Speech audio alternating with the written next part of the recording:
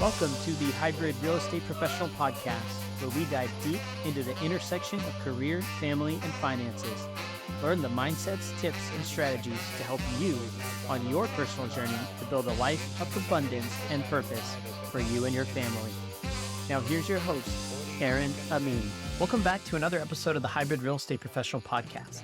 In today's episode, I'm honored to have one of the godfathers of modern real estate investing, Michael Zuber, on the show. Michael is best known for his one rental at a time philosophy. Michael and his wife built a portfolio of over 200 rentals while working full-time before he retired in 2018. He is the author of the best-selling real estate investing book, One Rental at a Time, and has posted a daily financial news show and podcast every day since 2018 with over 1,500 videos in his library. One Rental at a Time has turned into a movement with a strong community of real estate investors who show up to engage with and support each other every day. Michael and I discuss his core philosophy, how he built his business, and what he views to be the most important characteristics to succeed in investing and live your best life. I can't wait for you to hear the show. Let's get into it. Welcome back to the Hybrid Real Estate Professional Podcast. Today, I'm joined by a very special guest, Mr. Michael Zuber. Michael has written a book and hosts a daily podcast and has an online community all under the One Rental at a Time brand and name. His philosophy is very in line with the audience and with my personal philosophy to investing. So I'm honored to have Michael on the show. Michael, thanks for coming on. I would love for you to just introduce yourself to my audience a little bit in your own words. Yeah, Aaron, thank you for the opportunity. I think my story is your community. I was a W-2 employee. I thought the answer was climbing the corporate ladder and realized at 30 that wasn't for me. But that said, I needed my W to save money to become down payment so that I could buy assets. And what that meant for me is in the beginning, Aaron, I just wanted 4. My lifetime goal was 4 rental properties, and I thought I could get one every year, maybe every 2 years. And the reason I wanted that is my goal was just to have a better retirement. I figured at 65, I'd own 4 free and clear rentals and I would have more options. That was the extent of my vision. But being a hybrid employee, my job was to make as much money as I could during the day. We certainly started to cut back on expenses so we would have more discretionary income. And it worked out. We started about 20 years ago and it's been a fun ride. We started in '02, which meant before the crash. And one rental at a time is that journey before, during, and after the crash. Yeah, it is definitely the hybrid investor. So pretty cool. I love that. Yeah. So a little bit of chronology. So you started investing in 2002 and you were still working full time for how long how long did you stay at your career? Yeah, so my wife retired about 12 years into our journey. I retired at 15 years. We bought our first when I was 30 and I retired at 45. Can you tell us a little bit about what you did while you were W-2? Yeah, I worked in software tech. So I was a consultant, pre-sales engineer, sales guy, sales leader. So I found what made the most money and what tied to my skill set, which was understanding technology, understanding applications, and selling software. So that's what I did. Awesome. Yeah. So one of the themes in this whole hybrid real estate professional podcast and what I write about is about how we take the skills and connections and of course the income from our jobs and leverage them into building a real estate portfolio. So you just mentioned you were in consulting and sales in the tech Mhm. space. Those are all very applicable to real estate. But can you maybe share some of the things that you did leverage from a Yeah. skills perspective from your job that have enabled your real estate investing? Yeah, when I think back to my career, there's one accomplishment that I've done that almost nobody has. And I've taken 3 different software products from 0 to $100 million in run rate. And uh, very few people have done one, and almost nobody's done 3. And how do you do that? You have to make calls with imperfect information and you have to execute daily. And one of the things that I did that just ties into what I do now is one of the things I did very early on in my first product was create a communication, a daily email. That's all it was. At the time, it was a daily email. Today, it would probably be video. I'm old, so it was email. I sent out a daily email for almost 2 years about the thing that we were doing, right? The software, the solution, the customers, the vendors, the partners, whatever it was. Every day, an email would go out about 7 days a week, 365 days a year. It would go out about something cool happening. And just like many things, the first 100 days, not many people cared. The next 200 days, a lot of people cared. By day 300, it was one of the most read emails in the industry about what we were doing. And it's just focus and daily discipline. I don't know what to tell people. If you want to do something legendary, it takes focus and daily discipline. It takes executing even when it's hard, even when nobody's listening. You just got to keep going. And that's exactly what we did. I looked at my buy box, which was in 2002, 93703, 3 or 4 bedroom, single family homes, 2 car garage, single story, 1,250 to 1,750 square feet, something like that for 3 years. Nobody does that. Nobody. Everybody looks at everything everywhere. And that's why you don't get anywhere. And that's why I dominated my market. My market was that small of a buy box for 3 freaking years. If it was in it, I knew all about it. And if it wasn't, it might as well not exist. So I believe focus and daily discipline can win the day in anything. And you either have it or you don't. And that was very clear in my career and very clear today. Few threads I want to pull on there. Totally agree. So this daily email that you sent out, who were you sending it to? In the beginning, it was nobody, but eventually it became employees of the company. Then it was partners. Then it was prospects. Anybody's email that I could get a hold of got on the list. And in the beginning, it was 3 new people a day, 5 new people a day, 7, 10. And then once you get to a critical mass, people start giving you their treasure trove of emails. And by the end of that, we were adding 5, 6, 700 people a day to this blast. And it's just momentum. And oh, by the way, it's being authentic, asking. So every email had a closing line. Please share or forward this to anyone else you think would be beneficial or something like that. And we would do contests and we would do all kinds of things to get additional emails and just keep asking and keep being a good person. So it started in service of what you were doing for a living, for your career. And then, of course, you've carried that daily discipline into now your community and helping the real estate investing community. And you now have a daily show that is video driven and audio driven. So at what point did you shift from you're sending this daily email out about your professional space into launching the show? So I retire. When I was working, I worked 60 to 8 hours a week. And I was trying to build our portfolio on the side, 20 minutes a day, very much us focused, my wife and I. I retired at 45, had a career moment that I just didn't want. And I didn't start doing anything for the world or the community probably until about a month after I retired. So it would have been about March of 2018. I think actually, yeah, March of 2018.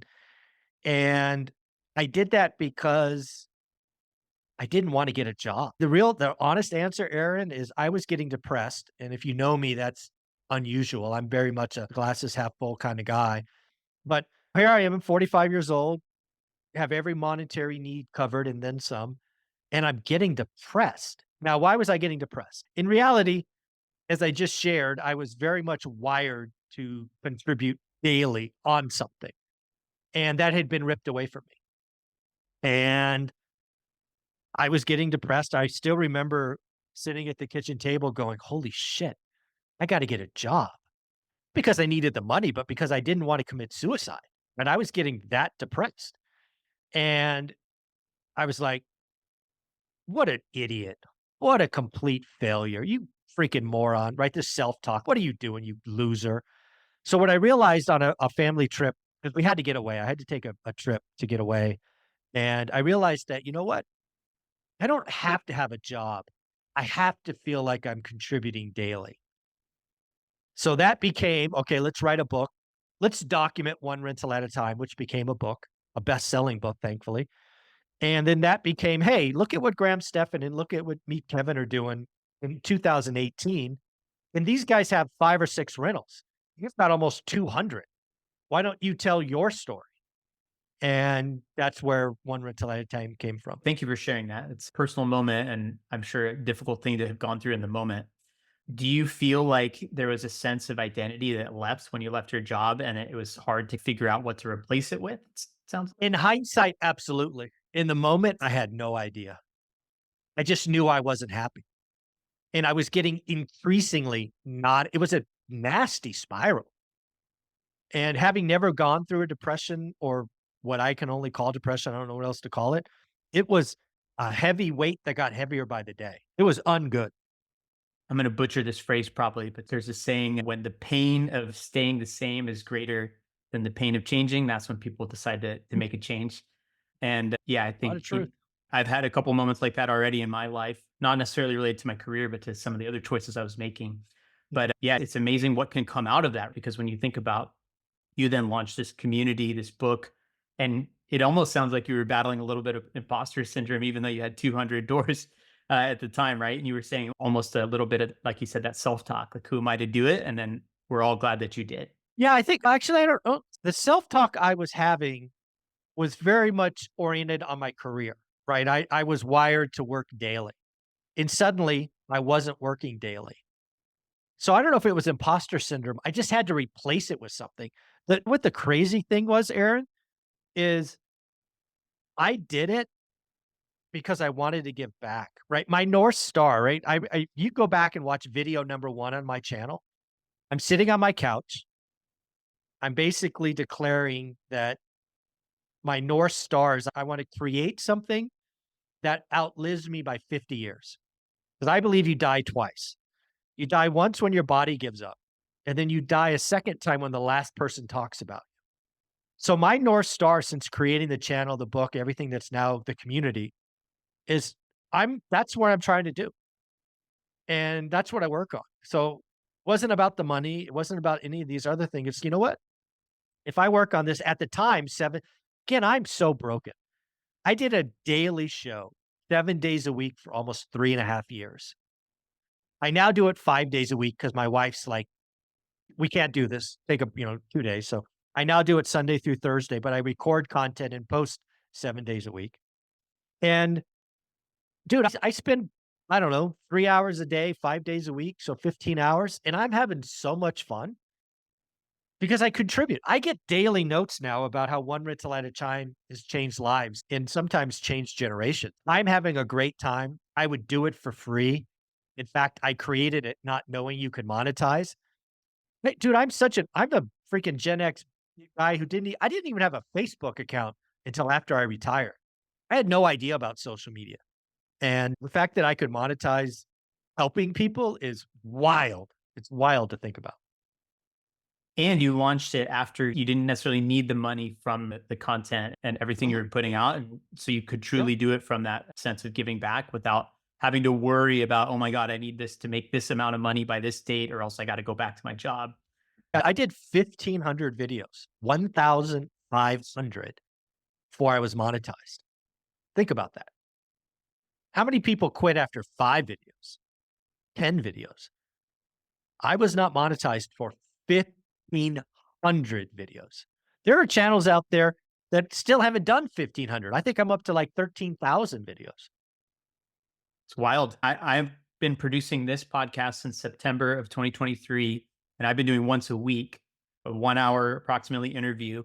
And that's a lot of work for me. Granted, I do have 3 young kids under 3 and full-time job and all Wow. that stuff too. But nonetheless, yeah, putting out a daily show.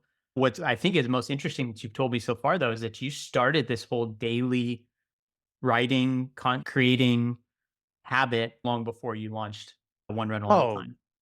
oh no. My daily discipline has been a core tenet of mine. Gosh, this is really, sometimes you can only see it when you're old, right? So I'm over 50 now. My superpower and my kryptonite, if you ask my wife, but my superpower is once I focus on something, I will do it every day. Like I'm very much a 0-1, right? I could do none of it or I'm all in. So when it's healthy, that's a good thing, right? But sometimes you get unbalanced and other parts of your life fall apart. So that's what I have to watch out for. Yeah, I've been this way. My mother will tell you stories about Zuber at 7 or 8 years old being focused on this or that. So it's definitely a superpower that I only appreciate now that I'm older. but I'm so glad I have it. It's the secret to doing legendary things. It really is. The ability to not get distracted, to not have shiny object, to just get a little better every day, to not compare yourself to anyone else. It's an amazing superpower that I'm so lucky to have. You hear people talk about focus and consistency all the time, and everyone's looking for a silver bullet. But if you really think about it, that's the closest thing to a silver bullet you're going to find is if you can narrow your focus, figure out the one or two things that are really going to move you towards your goals, whatever they may Yeah. be, and do them on a daily basis. And 7 days a week is not easy for anyone, especially 7 days a week, 20 minutes a day. No excuses. Stop it. No. If you want to learn real estate, get a buy box, 20 minutes a day, 7 days a week. I did it for 3 years straight. No excuses. I don't like giving people excuses. You can find 20 minutes a day. totally fair. Yeah. And so let's talk a little bit about the philosophy then of one rental at a time, right? Because I think you see a lot of people out there in real estate that are selling this dream of here, you can boot up this machine in the next 6 months. It's going to start pulling in $10,000, $20,000 a month in fees. And you're going to start being able to do all this big, quick value add stuff and all this fancy maneuvering. That's very contrary to what you're sharing, which is no, get focused, learn a buy box, uh, Mhm. learn that buy box and learn where you're going to focus and become the master of that and Yep. buy things that only fit your criteria and do it in a slow and methodical way over a long period of time. And it'll get you to where you're trying to go. Sorry, I guess I just described what I think your philosophy is, but maybe Oh, correct I me. think you've nailed it. I think you've nailed it. I would only add a couple of if somebody said that was my philosophy, I'd shake their hand and say thank you. I'm only giving you the next layer because this is a podcast and we want to help folks. I think real estate investing is a skill. Because it's a skill, it can be learned. I believe the skill of real estate investing is getting focused and learning average. This is where most people go wrong. Most people don't realize that real estate investing takes work. It takes effort, it takes consistency. But in order to find a great deal, i.e., exceed your criteria, you only get there by learning average first. So again, focus daily discipline, 90 days, 180 days, 3 to 6 months, you will learn average for your asset type in your buy box. Then, and only then, can you write a great offer. So if your average buy box produces a cash on cash return of 6%, I never want you to buy average. If you're only going to buy one deal a year, why the freaking heck should it be average? Let's shoot for 9%. So every offer you write after doing all of that work should be at 9% or greater in this example. That's the magic. And again, it's not easy. It takes work. You'll write lots of offers because great deals, they don't just lie on the ground waiting for you to come by. It takes effort and work. There was a time, Aaron, where I wrote 100 offers and got nothing back. Guess what? I wrote 101st and 102nd. This is, if you want it bad enough, you will execute. And again, my 100 offers was over a calendar year. It wasn't like in a weekend, but it takes effort and consistency. That's the one caveat to the second layer is go figure out average, then only write great deals. So, do you believe that if you're going to buy one rental per year, do you aim for it to be a home run or do you aim for it to a home run means something totally different to different people, right? But is it a matter of just stacking together something that can consistently produce over a long period of time? Or is it a, hey, I need to buy at such deep value that each deal produces X amount of appreciation and No. all that So stuff? appreciation is never counted. I don't count appreciation ever. I'm simply a cash flow or what I call yield or cash on cash investor. That's all I think about. Appreciation happens. Appreciation has made me a multimillionaire, but I don't count it. No, it. I don't count it. I lived through the crash, so I don't count it. For me, it's all about learning average. We should only do great deals. That's it. For example, maybe you're in San Diego, California, and an average deal for you is negative 5%. But for whatever reason, you only want to invest in San Diego, California. I don't, my opinion doesn't matter. But if you're going to be in a negative 5%, then maybe you should do zeros. That's great for that market. I think a lot of people go out of state because the numbers are better. Dude, you can go broke buying cheap. I know people all the time. Oh, I live in the Cupertino, California, where the median home price is 2.8 million bucks. I can't do anything here. I'm going to go to Ohio because it costs less than my Tesla. Why the heck does that make it a good deal? Why does a house costing less than your Tesla a good deal? Some people think that way. So I want people to do the work. I want them to tell me what their average yield is. And then I want you to do only great deals. I don't judge. If you want to buy in San Diego, California for whatever reason, because you want to walk to all of your rentals, my opinion doesn't matter. Go do you, but do the work first. You bring up an important point. Like people value different things. People are looking for different things. But I think the Yep. role of someone like yourself, who people look to as a mentor, and they consume your books, they consume other people's podcasts, and they're trying to take in all this information, all of which comes from different people who have lived different lives and probably care about different things. And the individual investor is trying to figure out what sense to make of it and how it applies to their own life. So I totally agree with you. They got to do that work themselves to define what is their goal, what are they trying to accomplish before they can really figure out what their buy box is, where they should be investing.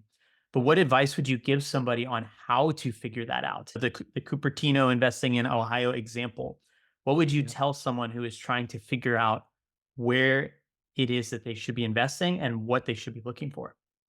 Here's the deal. Go back to what you and I just said a few minutes ago. I believe real estate investing is a skill. Step one is not picking a market. Step one is learning the skill. So, for example, if you live in Cupertino, California, it is often easiest to learn a market you live in. Again, maybe you have no intention of investing in Cupertino, California, but I propose it is a lot easier to learn the skill in your local market. That's what I did. I learned the Bay Area for a year. Now it shouldn't take a year. I'm just, like I said, I'm broken. Learn the skill. Then once you have the skill, like you could say, "Hey, Michael, I've been looking at Cupertino, California, only 4-bedroom houses, blah, blah, blah, blah, blah. And the average yield is negative 14%. It's a horrible investment." Great. Now that you have the skill, what do you want? What are you looking for? And then go find the market. I think too many people look at the market first and then try to learn the skill. Wrong. It's to me, I play sports. So the best thing I think about is golf.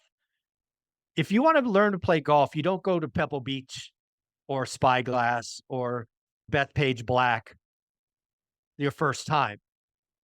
You go to a driving range, probably a driving range in your backyard, right? In your local area. And you swing 1,000 times. And then at some point you go play a local muni. And then you get good enough and then you go play at another course. And then you go up. It's the same thing. Just a skill. And that's what I think most people get wrong. I agree. And I also think people get very married to the idea that they have to pick a market and they have to stay committed to whatever the first thing they are trying out. So in your example, it's, hey, learn your hometown first just to understand and build the muscle and the skill. It doesn't mean you Exactly. have to invest in your hometown, especially if the conclusion you come to is that it doesn't fit what you're looking for in your life. And but then you can Exactly adapt what those. we did. Mhm. Exactly what we did. We wanted to buy a rental property. We spent a year every Sunday for 52 weeks. Again, I'm broken, driving streets in the Bay Area looking for cash flow. That was our North Star. Didn't exist. Dude, it didn't exist in 2002. Certainly doesn't exist today. So at the end of the day, again, my wife is smarter than me. She says, "Michael, you're broken. We've got to do something different. This is not working." 52 weekends ruined driving around looking at real estate. Do something different. We ended up pulling out a California map and trying to find a market that made sense. And we found a market called Fresno, California. Never lived there, didn't know anyone. But guess what? Over the next 90 days or so, I took that muscle memory, took the ability to network, took the ability, and we bought a property on North Drive that we talk about in the book. Yeah, it's just the way it is, just how I think. Makes sense. So why Fresno and why California versus opening up the whole map and looking at out of state or other markets that could have potentially accomplished a I similar thing? We certainly talked about it, and we talked about it a couple of different times. But the answer in 2002 is I traveled for a living, so I was on airplanes 3, 4 times a week, and I hate to fly. So personally, I had no interest in getting on an airplane to see my rentals. Just not my thing. So that meant driving, and that's why California at that point. And just so people realize, Fresno's 2.5 hours away. So we're not talking close. We're talking 5 hour day to see one house. That was just my thing. And then in 2006, we had 8 houses and we realized that the market was going to crash. So we were going to 1031 out of houses, and we actually got on airplanes and we went to Texas and Colorado, and I think we went to Arizona. But we had a team, we had experience. I hate flying, so it wasn't going to fit. So that's why my own little issues. I hate airplanes. Hey, that stuff makes a big difference when people think about where they Know want to thyself. invest. Yeah. Yep. And what do you want your life to look once you invest? Right. Mhm. Do you want to be constantly being pulled into things? And people talk about different levels of passivity too. In theory, you could outsource 100% of the management to another manager Oh, and take your hands it's tough. off. Yeah, so I fired my first 5 PMs. Could not imagine doing that out of state. It's just tough.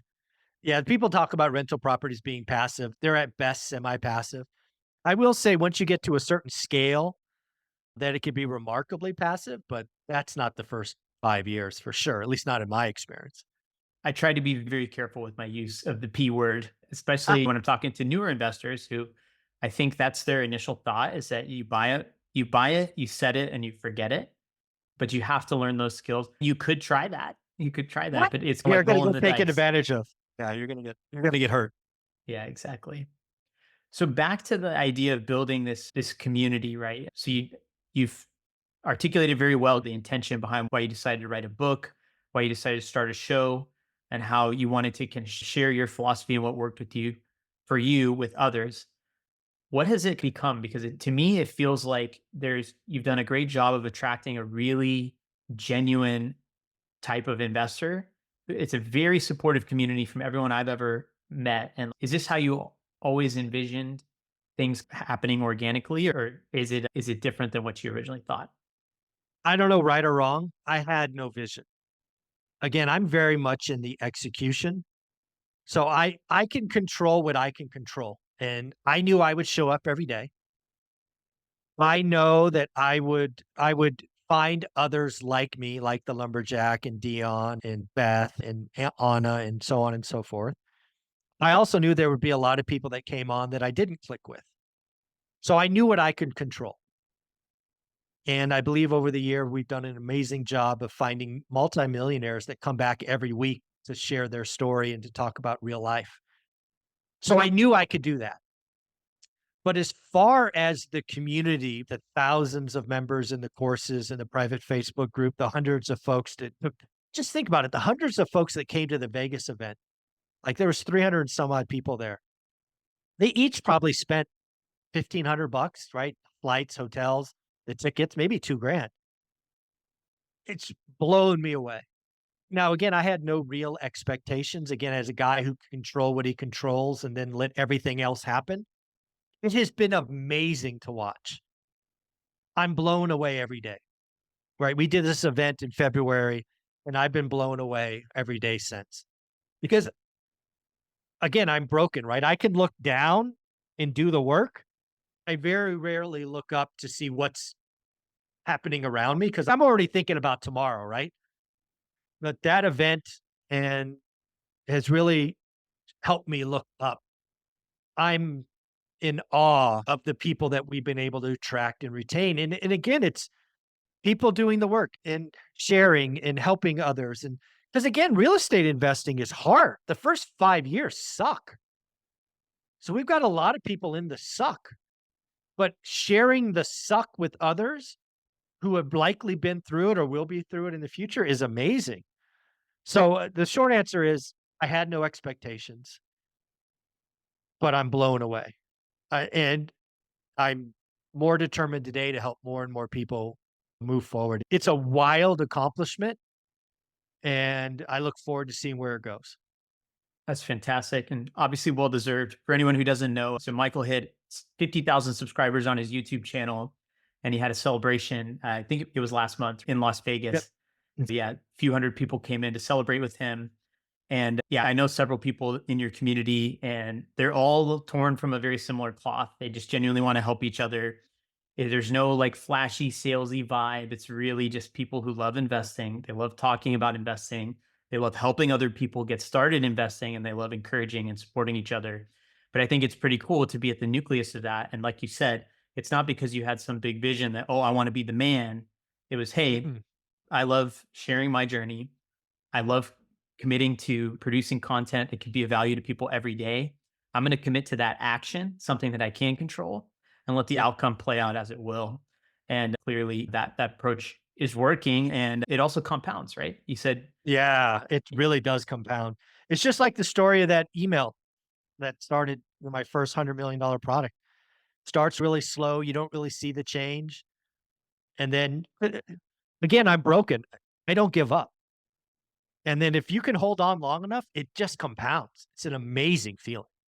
yeah, that's fantastic. So there's one other story in this vein that I want to touch on, and you've talked about it publicly.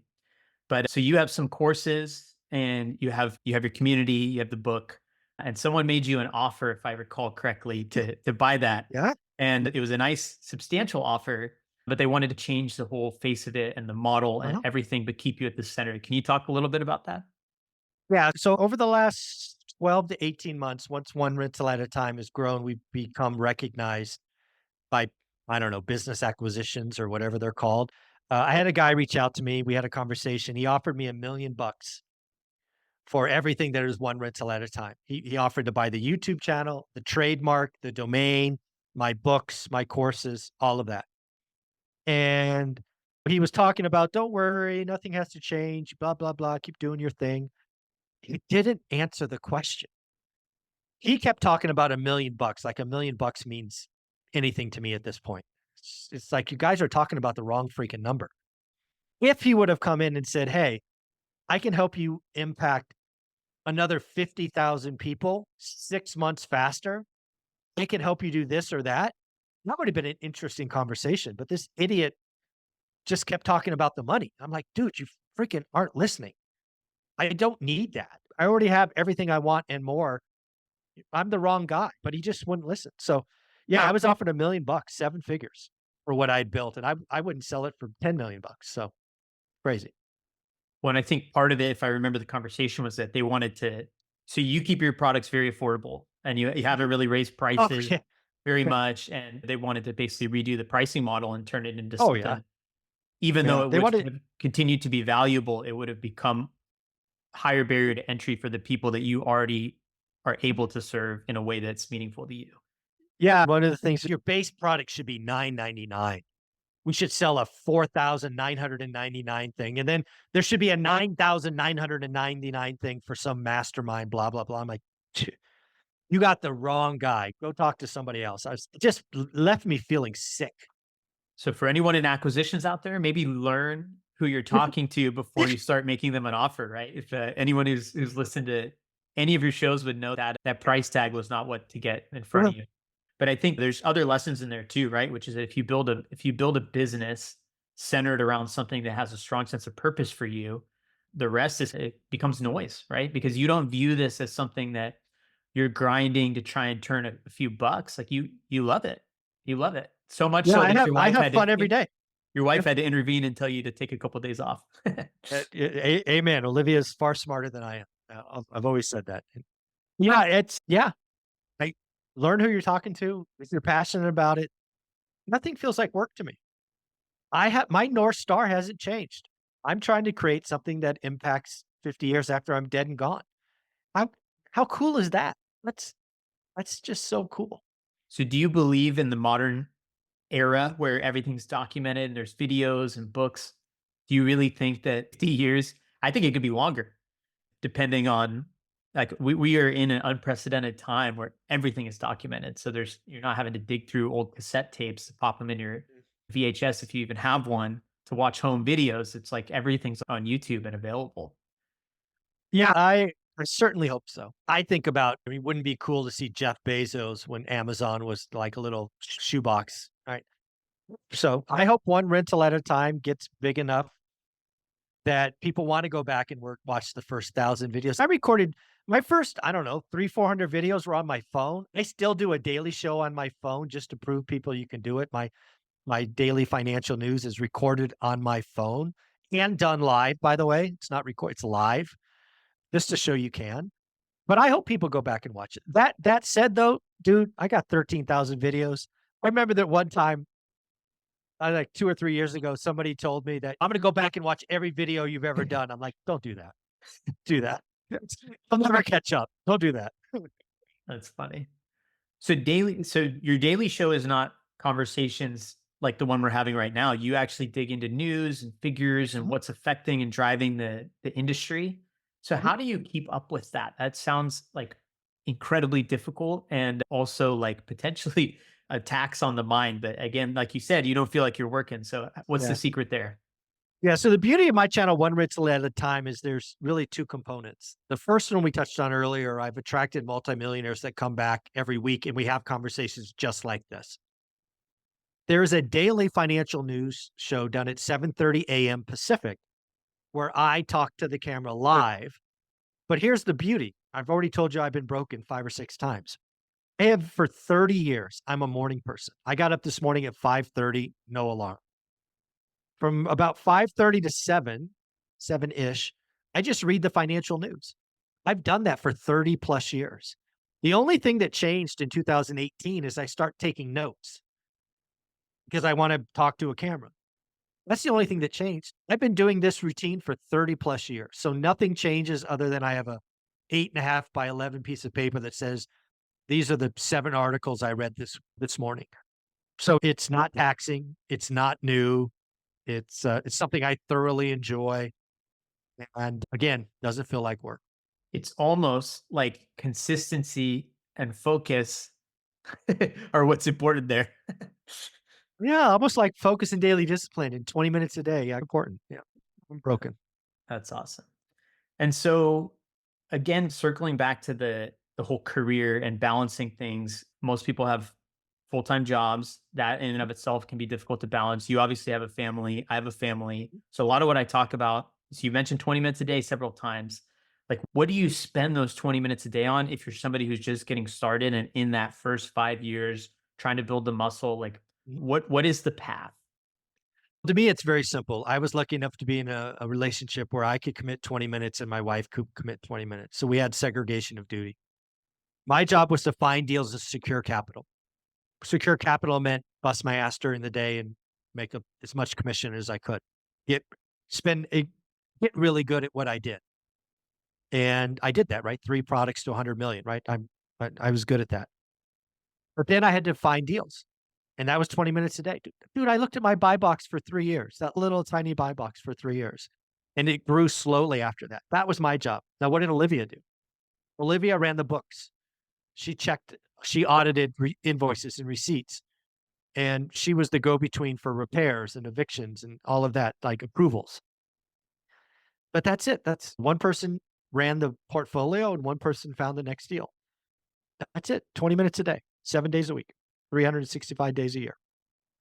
A lot of people talk about, I need to go build a network of private lenders. I need to meet every agent in town. I need to just become a very deep and wide networker. And not to say that you shouldn't network, but in your case, it was you guys have invested in most, if not all of these deals using your own capital, right? You haven't stretched out into the partnerships and the private money. No JV. So we got to be careful with the vocabulary. No JVs, no partners. It's all us. We have taken private money, but only as debt, not equity. Hmm. We've done it a couple of times. When there was a time where banks wouldn't lend to us, we were the evil landlords, right? Even though we never missed a payment, but they wouldn't invest in us or lend to us. So I was paying friends and family 10 to 12% interest only for 5 and 10 year notes. That was private money, but it was debt, not equity. And then after I retired, just because I knew my market so well, we decided to flip homes. We did over 50 flips in about 2 years. And in that case, we paid 6% interest, but gave our private investors 20% of the profit. So again, we have done private money, but only as debt, not equity. So most people flip or try and get into flips at the beginning of their career, but it sounds like you did it after you had the time, your time freed up, not working Yep. anymore, and you already were a master of your market, so to speak. Yeah. And the team and all that. Being a landlord 2.5 hours away is hard enough. I could not imagine flipping 2.5 hours away if I didn't have a team and a network and systems and process and time.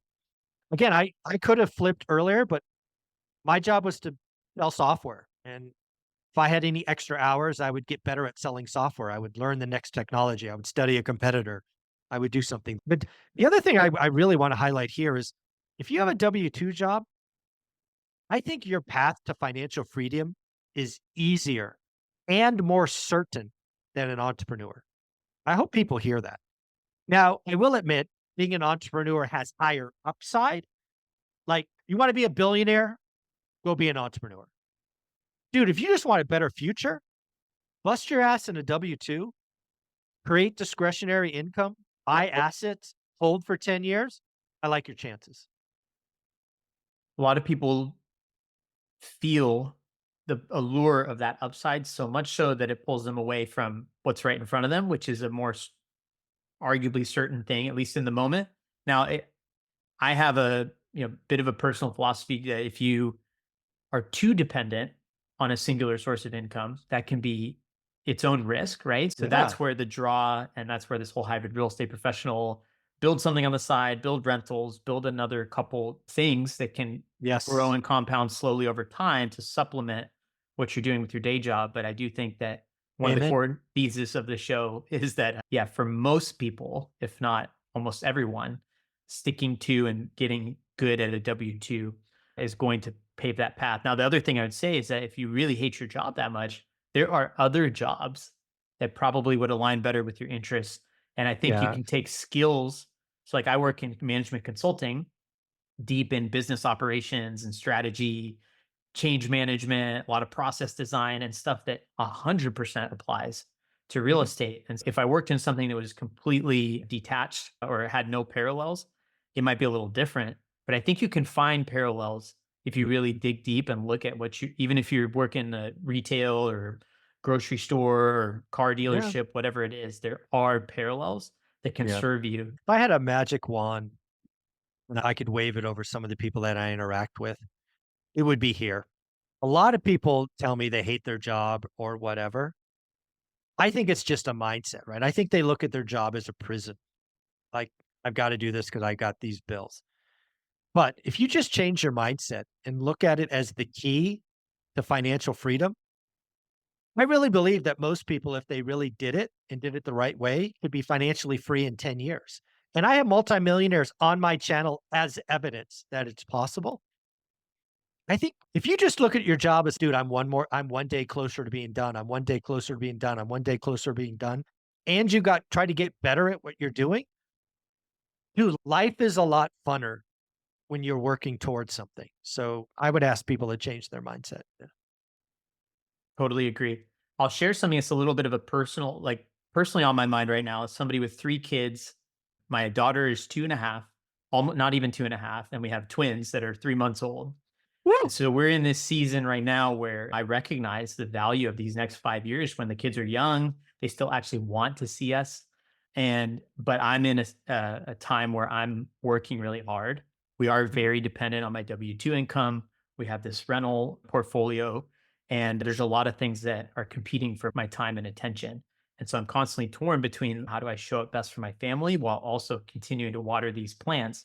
And I know for you, you've dealt with managing multiple realms of your life for a long time. So I wonder if you have any thoughts or because in my mind, 10 years from now, when my kids don't want anything to do with me anymore, I can add more to the hustle factor and ramp up more on some of these ventures. But there's that golden window that I'm very conscious of. And I'm just curious if you have any thoughts on that. I have very few regrets in life, but one of them is I didn't get enough hugs for my daughter.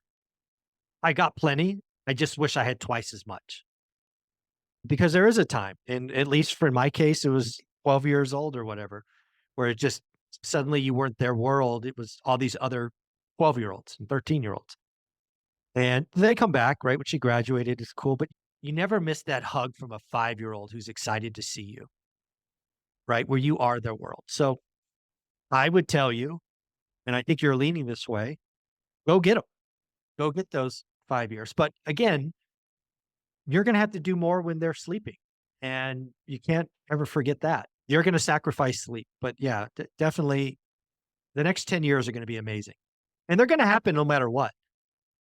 So Right. You got to be dad. And when they're awake, be dad. And when they're asleep, sleep less. It's just where you are in life. 100%. And I think if I can boil one theme down from the show, it's that if I can be disciplined and pick those what I want to do. For me, it's more like probably an hour a day than 20 minutes because I've Yeah. got some content, I've got the podcasts, I've got the rentals, and I've got my job takes up a good chunk of the day.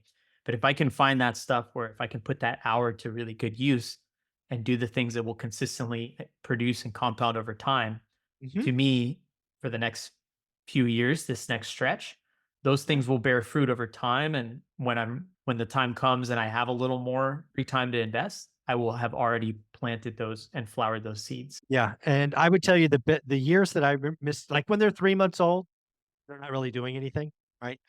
It was like 5 to 10. Like I still remember dropping her off at kindergarten, sitting in the back of the room. That was a cool day. I can still remember that. But yeah, I wish I had more of those. Yeah, 5 to 10 year old are the ones to really remember, at least as a dad. I'm sure as a mom as well, but I can't speak to that. I'm publicly committing on this show that being a present father is a utmost priority of mine. And even though you obviously 7 times as much content as I do, and you did it all throughout your parenthood journey, we can be passionate about things like real estate investing in our careers. But I think centering back on what's really important to us, coming from a sense of purpose and giving back to our communities, that's the ultimate goal, right? Amen. Said. Awesome. I want to be conscious of time. You've been very generous to come on the show. I hope we can do it again sometime. Yeah, thank you very much for coming. Any final words you want to leave with the audience, and also where can they find you? One of the few things I've done right is everything is one rental at a time. Website, YouTube, Instagram, all of that. So should be easy to find. And then lastly, just know it's possible. It's possible and it's worth it. A hybrid real estate investor, hybrid employee, whatever you want to call it, is definitely worth it. And you have a W-2, you're closer to financial freedom than you probably think. So go get it. It's right there. Awesome. Thanks again so much, Michael, and we will hope to see you again very soon.